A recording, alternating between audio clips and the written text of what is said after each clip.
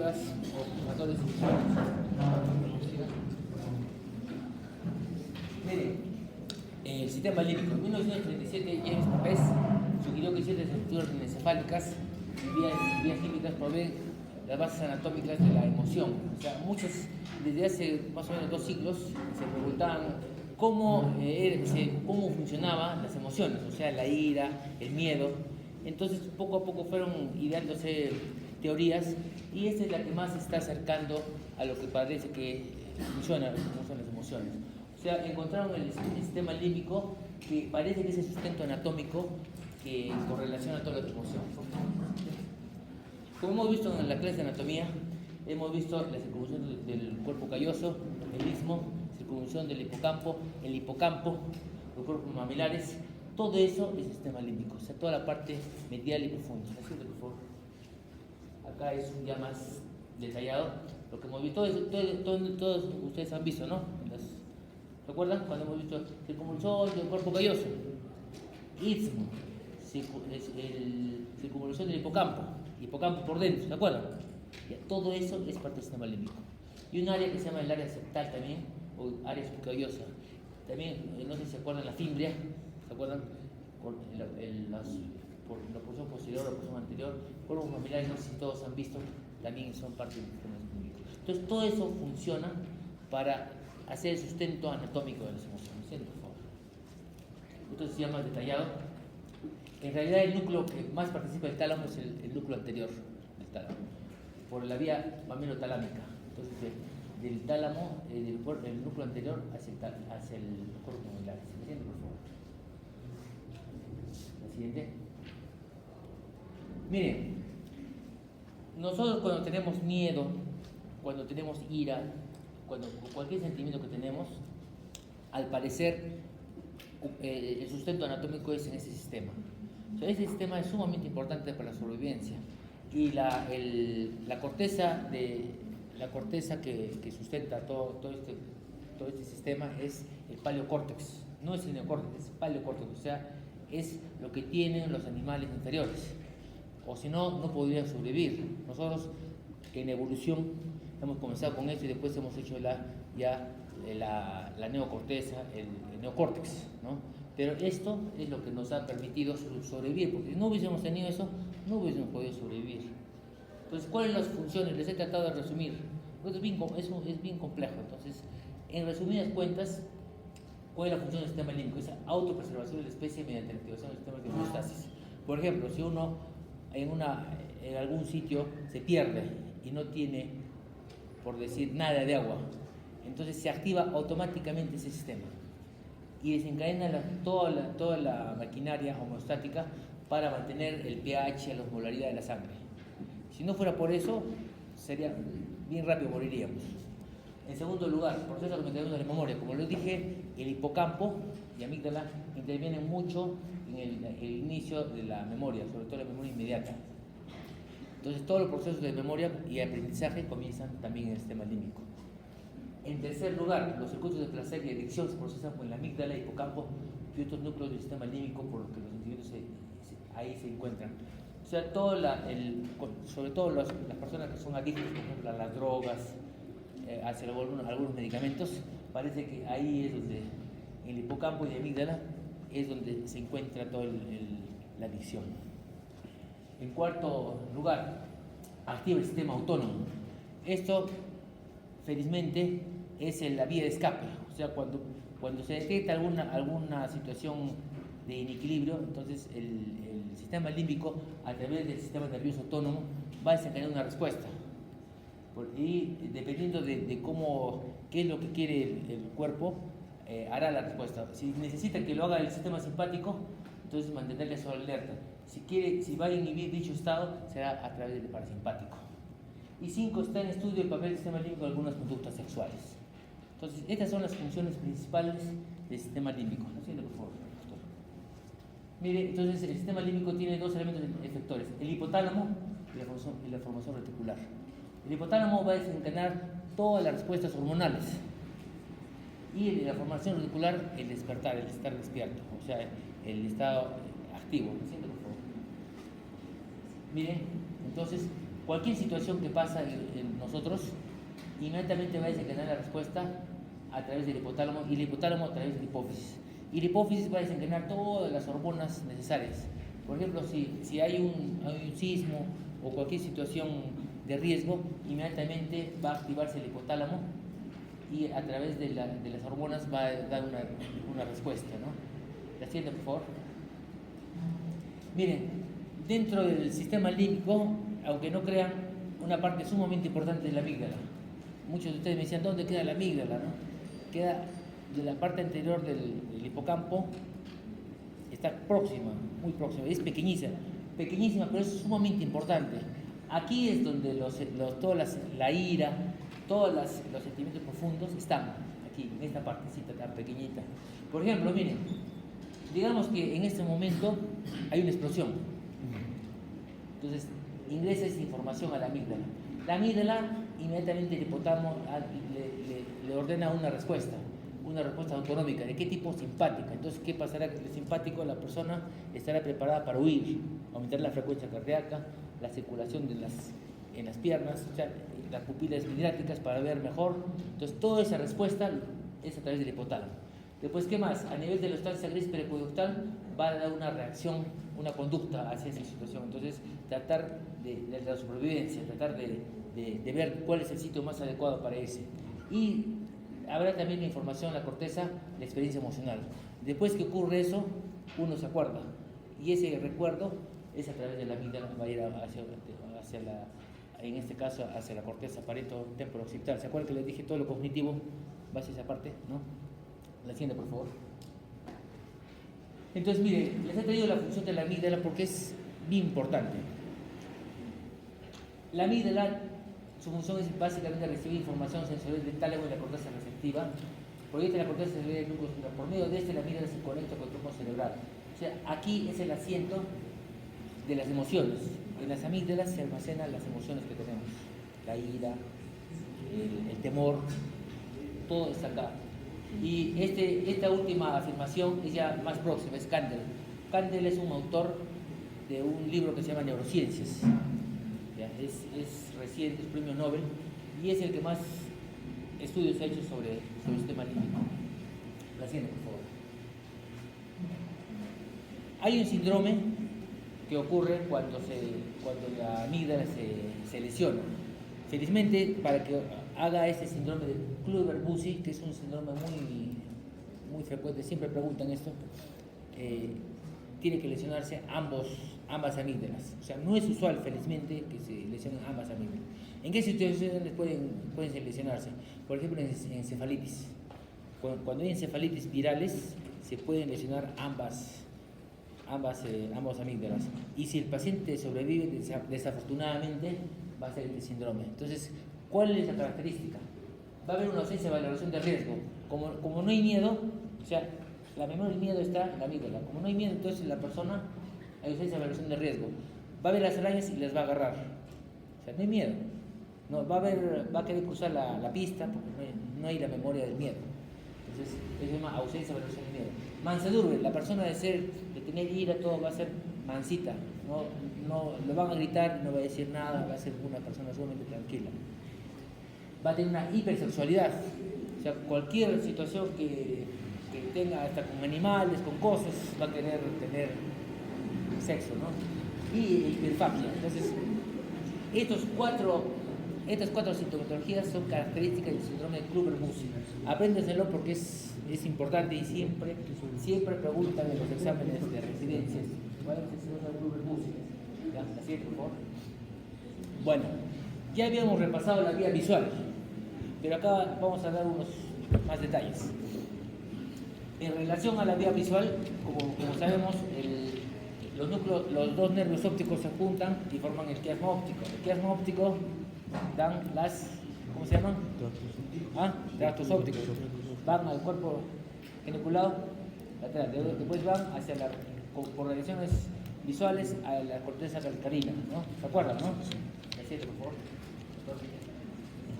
Miren, de nuevo les traigo para que vean, es una digestión, es real esto, no crean que es un dibujo, es real, es de un cerebro que se ha disecado todas las fibras de la vía visual. Muy pequeñito. Bueno, miren acá cómo a nivel del lóbulo temporal las fibras hacen lo que se llama asa de Meyer, y cuando hay lesiones del lóbulo temporal también se puede afectar la vía visual. ¿Ya? La siguiente, por favor. Yo también les había hecho una comparación entre la corteza calcarina y la retina. Entonces, si ustedes ponen acá un ojo, acá y lo ponen, es lo mismo, la distribución somototópica de las fibras es lo mismo. O sea, es de la corteza calcarina superior o inferior. Si se daña acá, entonces si es izquierda será el daño derecho, y si es superior, izquierda, ¿no? Hacer una coanatopsia. Entonces eso es bien fácil de poderlo ver clínicamente. ¿Lo siento, por favor? Miren, el sistema visual es un sistema de lentes muy complejo. Lo siento, por favor. Miren todo el espectro que tenemos nosotros de luz. O sea, no toda la luz, no todo lo que podemos ver hay muchas más ondas que nosotros no vemos, pero nosotros las ondas son de este rango. ¿Lo siento, por favor? Miren, yo les dije también que el hombre, a diferencia de otras especies de mamíferos, tenemos nuestro sistema visual sumamente desarrollado, gracias a todas las fibras que ustedes han visto. Nosotros podemos ver contraste blanco-negro, color, forma, tamaño, distancia, perspectiva, espacio tridimensional, movimiento. La siguiente, por favor. Miren, y toda esta información va hacia la corteza calcarina. ¿Ya? Y lo que les dije, todo el lado izquierdo, el lado derecho del campo visual, ¿no? Como resumen. Entonces, en relación a la vía visual, también es importante recordar que siempre es contralateral, o sea, siempre el hemisferio izquierdo va permitiendo ver todo el lado derecho del campo visual de ambos lados. ¿Lo sienten, por favor? Ahora, en relación a la memoria visual, genera representaciones tipo copia pictórica fotográfica, y está básicamente todo lo que vemos en el área 17. El área de asociación es la 18-19. Por ejemplo, digamos que vamos a cruzar la pista, entonces vemos un carro de lejos. Lo que lo vemos, el carro va a ir al área 17, el área primaria.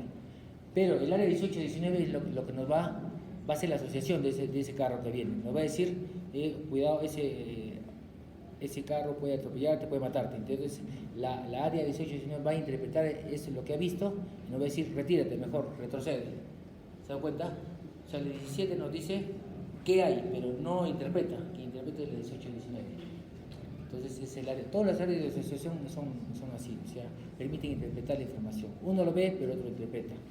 Entonces, si en el caso, por ejemplo, que ustedes vean una luz que les va a caer, y paralelamente igual el área 17 los verá, pero si ustedes lo accesan a un peligro, ¿qué área será? La que les dice 18-19, ¿no? Esto se llama detallado, miren. Inclusive, como les dije, la mácula está representada también acá. Exactamente, hay una distribución somototópica. Exacto, miren. Aquí arriba, este es por si acaso la retina, miren. La mácula, y acá están todas las vías, como van, ¿no? La siguiente, por favor. Bueno, eso es en relación a la vía visual. Ahora la vía auditiva. La vía auditiva es importante decir que es el octavo par craneal. El octavo par craneal tiene dos ramas, la rama coclear y la rama vestibular. Y hay una buena noticia acá, porque las lesiones de vías auditivas centrales rara vez causan sordera. O sea, si se lesiona la vía auditiva de un lado, bien raro que cause sordera. Disminuirá, pero no causa sordera. Siguiente, por favor. Ahorita vamos a hacer por qué. Y recordarles que el sistema auditivo tiene pues oído externo, oído medio y oído interno, ¿no? El oído interno es la cóclea. La siguiente, por favor. Miren, el sonido viene así: oído externo, oído medio, la cadena huesecillos, y aquí es donde se transmite el sonido. La siguiente, por favor. Aquí viaja por la cóclea y sale por el nervio auditivo toda la información. La siguiente. Este es ya en magnificado. es la rama vestibular, la rama coclear. La rama coclear realmente es lo que nos va a dejar, nos va a permitir escuchar. La siguiente, por favor. Entonces, en resumen, la cóclea es igual a audición. Aparato vestibular, equilibrio. Y la cóclea es el conducto en forma espiral que está lleno de líquido, que va de lo cual va a venir la información auditiva. La siguiente, por favor. Entonces, en el oído interno, ¿cuál es lo más importante? El órgano de Corti. Son células ciliadas, donde están los receptores, poseen más o menos 100 estereocilios. Esos estereocilios, por ejemplo, cuando uno usa muchas veces los audífonos, son los que se lesionan. Por eso, los que usan mucho tiempo los audífonos tienen sordera, sí o sí.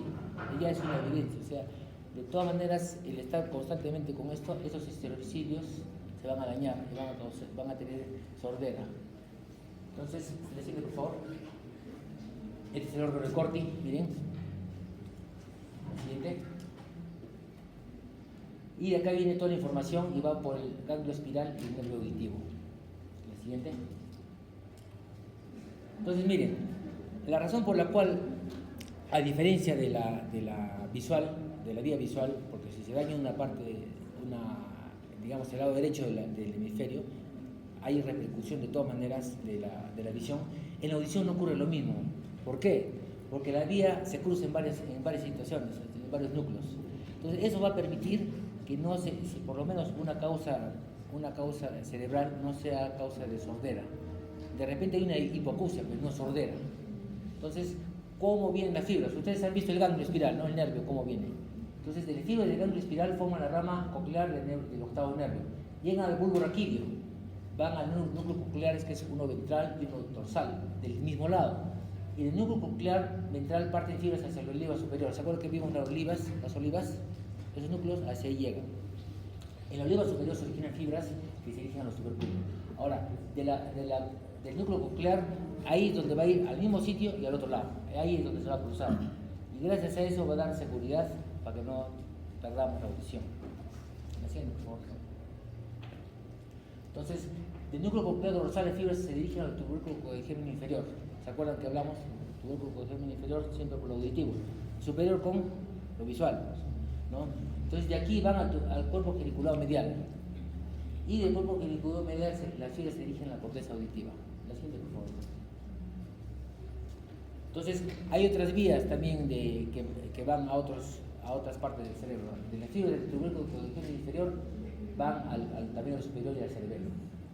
Las fibras de retroalimentación son fibras del tronco cerebral que terminan en células ciliadas externas, y fibras de la corteza auditiva se dirigen al cuerpo geniculado medial del tubérculo codegémino inferior. Los núcleos troncos reciben fibras de ambos oídos. O sea, es la seguridad de esta vía. A diferencia de la visual, tenemos más protección. Por favor. Por eso es bien raro, no sé, cuando ustedes hagan clínica, vean los ACVs, es bien raro que los pacientes con ACV en el área temporal tengan sordera. ¿Por qué? Porque, digamos, en la misma área, en el área de la corteza temporal auditiva se lesiona, no van a tener sordera, pero sí hipoacusia, que no van a tener sordera, gracias a estos mecanismos, ¿no? Entonces, repasando, miren, viene la información aquí, la cóclea va toda la información al núcleo coclear ventral y dorsal, de aquí va a ir a la oliva, del mismo lado y también del otro lado, ¿ven? Y de acá van al folículo inferior, al cuerpo geniculado medial y llega a la corteza auditiva. O sea, este es de un lado y lo mismo del otro lado. Doble seguridad. Entonces, los tubérculos codegénicos inferiores, toda la vía auditiva hace sinapsis en ellos. Los núcleos centrales, paracentrales, y el núcleo central recibe al menisco lateral. Sus axones se dirigen al núcleo ventral del cuerpo geniculado medial, y la organización siempre es somatotópica. Las frecuencias bajas estarán en la zona posolateral y las frecuencias altas en zonas anteromedial. La siguiente, por favor. Esto es en relación al tubérculo codegémenos inferiores. Las neuronas responden a señales bioauriculares sensibles a diferencias interauriculares. La siguiente, por favor. Miren, este es un resumen. Entonces, es la corteza auditiva primaria y es de la secundaria. Entonces, en la primaria, igual que la visual, igualito, reciben el sonido, pero quien interpreta es la secundaria. Quien dice qué cosa es la secundaria. Siguiente, por favor. Siguiente.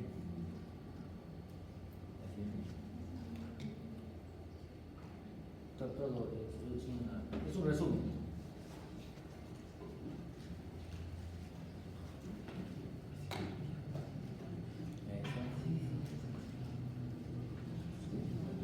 ¿Qué lado será? ¿Izquierdo o derecho? Izquierdo. Izquierdo, ¿no? Porque acá está la circunvolución marginal y angular, ¿no? ¿Se acuerdan? El derecho no tiene así, ¿no? Pero lo que quiero que ustedes tengan en la memoria es el área de Broca, es la área de expresión del lenguaje, el área de Wernicke es recepción del lenguaje. Y hay un fascículo que se llama fascículo arqueado, muy importante, que conecta a ambos núcleos. Si selecciona este núcleo va a tener afasia igual. O sea, por más que estén conservados ambas áreas. Y la circunvolución supramarginal, la circunvolución angular también parte de los circuitos del lenguaje. Y la corteza auditiva está un poco más adelante del área de Wernicke. La siguiente, por favor. Bueno, ahora vamos a hablar en relación al aparato olfatorio. ¿Alguna vez ustedes han visto algo del olfato? Nada. ¿Han estudiado algo? Histología. Histología. Bueno, miren, en el olfato es una de las partes del organismo donde las neuronas básicamente están a flor de piel, están en la mucosa pituitaria. Inclusive, miren, tan importantes son estas neuronas que ahora los trasplantes que se quieren hacer en los pacientes parapléjicos, hay estudios en que los pacientes parapléjicos, para que puedan caminar, se están tratando de sacar neuronas justamente de esta área, para que vean. Entonces se están sembrando en medios artificiales y crecen las neuronas, se diferencian y luego las ponen a la médula para que después pueda regenerarse, ¿no? Son estudios para que ustedes vean cuán importantes son estas neuronas olfatorias. Entonces, aquí van todos los olores y a través de esos receptores, de los hilos de las células olfatorias, van a ir y van a constituir diferentes fibras y van a ir al bulbo olfatorio. Y no es como en otras partes que un nervio es más compacto, acá son varios filetes. Y son estos nervios, ¿se acuerdan cómo se llama esta lámina? Lámina cribosa, ¿no? Son como huequitos. Y esa zona, desafortunadamente, cuando uno tiene accidente de tránsito, es muy vulnerable. O sea, un golpecito pequeño puede seccionar a todos estos nervios. Y no es infrecuente que muchos pacientes que hayan tenido TEC, después, como secuela, tengan anosmia, no huelan nada. Porque estos nervios son tan delgaditos que solamente falta que por propio traumatismo se cortan y después la persona no puede oler nada y eso se llama anosmia, ¿no? Entonces, siguiendo el esquema, el nervio olfatorio pasa por la lámina cribosa, al bulbo olfatorio, miren acá, y también por ahí cuando hay, ustedes han escuchado de las amebas come cerebros. Las amebas come cerebros también se pasan por esos huequitos. O sea, por la lámina cribosa, por ahí se pasan y lo agarran al nervio. Y por el nervio van y invaden al sistema nervioso. Son tan grandes esos huequitos que por ahí basta que ustedes tengan contacto con las aguas contaminadas y pasan por toda esta vía olfatoria y justamente es el área donde termina el nervio de la corteza piriforme es la que se afecta, que comienza a afectar en la encefalitis de la ameba con cerebros. ¿Sí? Miren, entonces siguiendo el trayecto, hemos dicho, acá están las neuronas con sus receptores, el bulbo olfatorio. ¿Cómo se llama esto? Comisura blanca. No, esto, estría. ¿Cómo se llama? Estría olfatoria medial y lateral, ¿no? ¿Se acuerdan? Entonces, toda esta información, a diferencia de los otros nervios, de otras sensibilidades, fíjense que van directo a la corteza. ¿Se acuerdan las demás vías sensitivas? ¿Dónde iban? Al tálamo, ¿no? Estos no van al tálamo, van directo a la corteza. ¿Se acuerdan? Por eso hay reflejos automáticos. Lo siento, por favor. Entonces, miren, termina una parte de la corteza piriforme, otra va a la parte de la amígdala y con ello también la vía olfatoria es parte también del sistema límbico. Sí, no sé si ustedes vean algunas conductas sexuales también tienen esta connotación olfatoria por eso, porque tiene conexión el sistema límbico con el olfatorio. Entonces, acá son los vías olfatorios centrales, proyecciones de la corteza olfatoria. Son conexiones extrínsecas, proyecciones de regreso al bulbo olfatorio, provienen de la corteza olfatoria, porque también del tuberculum olfatoria. La corteza olfatoria se conecta con la neocorteza, corteza orbitofrontal e insular. O sea, la ínsula también procesa la información de la olfacción. El siguiente, por favor. Miren, entonces hay una parte de la vía olfatoria que es consciente, la cual va a la corteza piriforme. La siguiente, por favor. Y hay otra que es básicamente refleja, que es lo que les digo, o sea, como no pasa por el tálamo, directo da el reflejo. Por eso, cuando ustedes tienen, por ejemplo, algún olor muy fuerte, automáticamente comienzan a salivar. Es una reacción refleja, o sea, eso no es inconsciente. Entonces, esta es la vía olfatoria, y si ustedes ven la corteza de nosotros es pequeña. En cambio, la corteza en los otros animales, en los perros, en todos los lobos, todo ese grupo de animales, la corteza es más grande, el rinencéfalo, como se llama, es más grande porque ellos, gracias a eso, superviven, porque para ellos la olfacción es sumamente importante, en cambio para nosotros no mucho. Por eso la representación del humano, miren, es pequeñísima. En cambio, por ejemplo, un perro es más grande, mucho más, es la tercera parte de su cerebro, para que vean la importancia en esos animales, ¿no? Bueno. ¿Alguna pregunta, jóvenes? Yo les voy a dar esto, no se preocupen, vamos a tratar de...